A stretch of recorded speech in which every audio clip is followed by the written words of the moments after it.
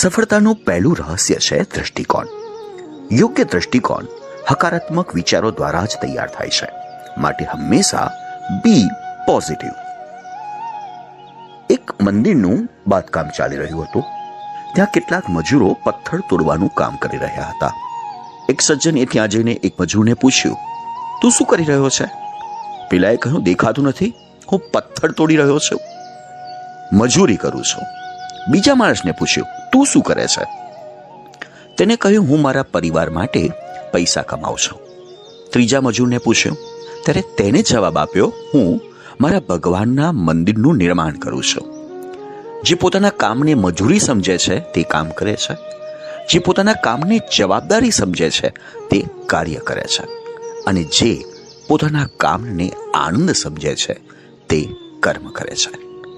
યાદ રાખો, મન જ બધી સફળતા અને નિષ્ફળતાનું પરિબળ છે.